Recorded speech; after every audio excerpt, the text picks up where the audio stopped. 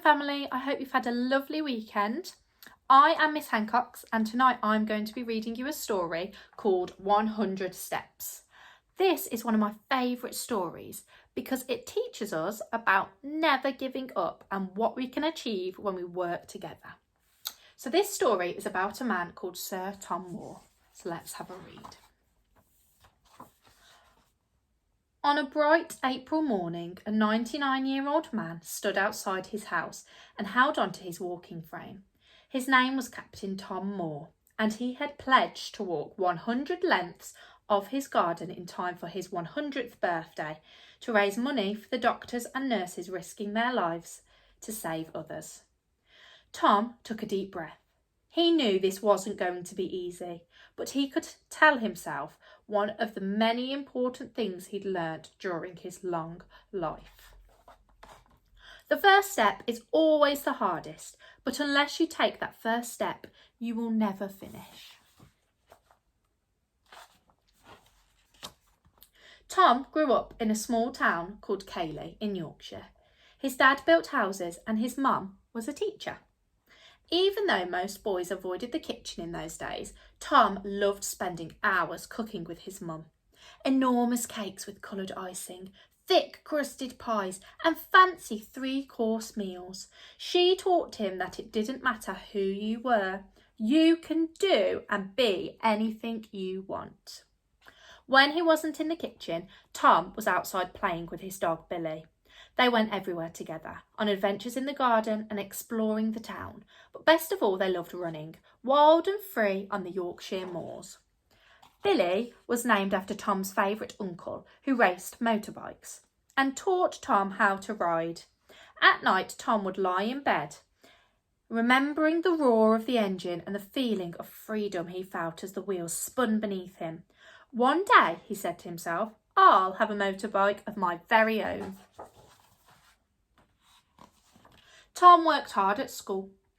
In lessons, he was quiet and well behaved, and he got on with his teachers and classmates.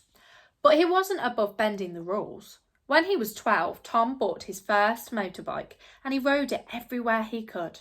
He would even hide it in the school ground so that he could look at it at lunchtime. And Tom's motorbike wasn't the only thing he would sneak into school. As Tom grew older, he spent more and more time riding his motorbike. He and Billy would spend whole days racing across the moors, grinning ear to ear as the wind whipped through their hair and the sun bounced brightly off the motorbike. Every day can be an adventure. In 1939, when Tom was 19, war was declared. It was a worrying time, but Tom wanted to serve his country, and so the next year he signed up as an officer in the army. Seagulls wheeled overhead as he waved goodbye to his family to go far away to fight. Tom's ship was bound for a country called Burma in Southeast Asia. It made many stops along the way, from the bustling dusty harbour in Freetown, the capital city of Sierra Leone, to the awe-inspiring Table Mountain in Cape Town, South Africa. It took many weeks to reach Burma, and Tom would never forget the people he met or the incredible things he saw throughout the journey.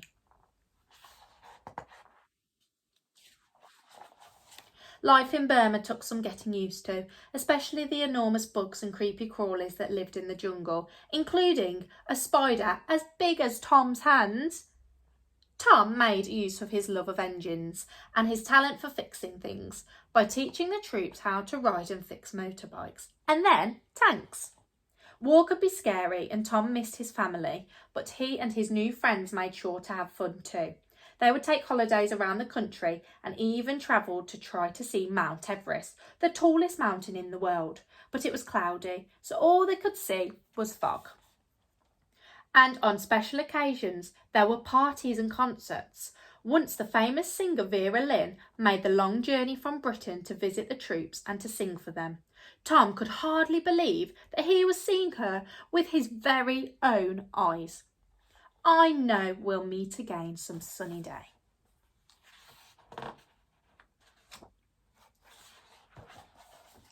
So even though Tom, along with the rest of the world, was pleased when the war finally ended and he could go home, he missed his friends and the amazing sights he had seen. Day after day, Tom worked with his dad building houses, and at night he dreamed of the adventures he used to have. Tom wasn't ready to give up on adventure though, and he rediscovered the wonderful feeling of freedom that he had always found riding motorbikes. He started to race in events called time trials, and he won race after race after race.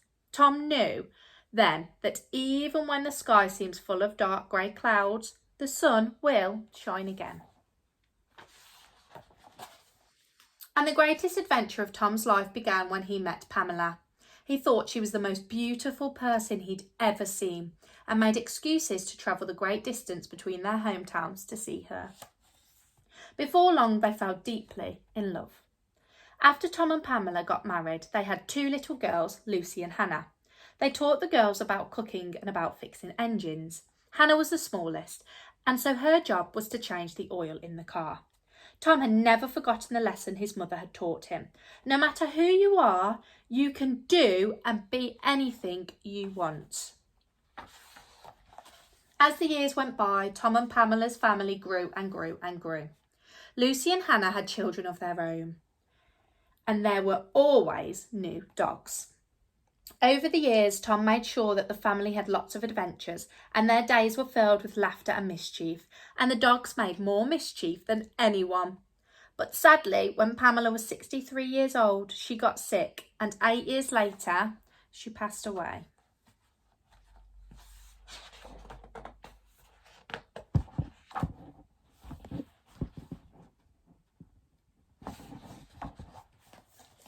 Without Pamela, Tom was very, very sad, but he surrounded himself with his family and they helped him to find happy days again.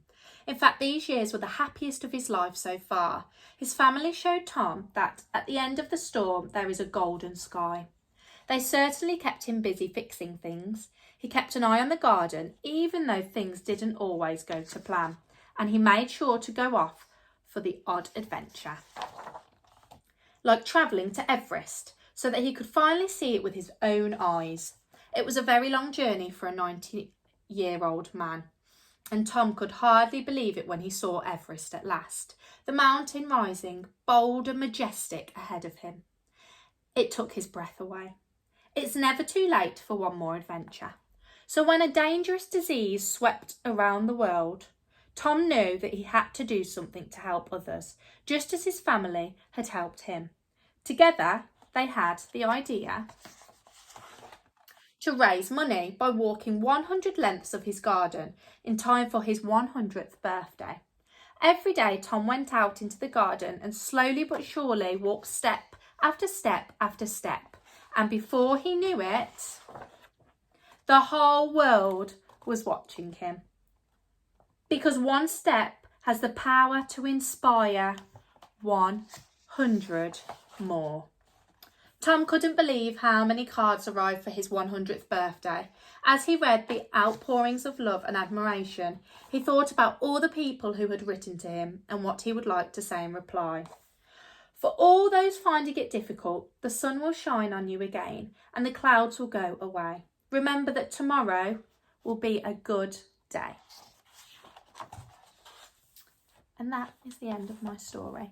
I hope you all enjoyed it as much as I did. See you later. Thank you.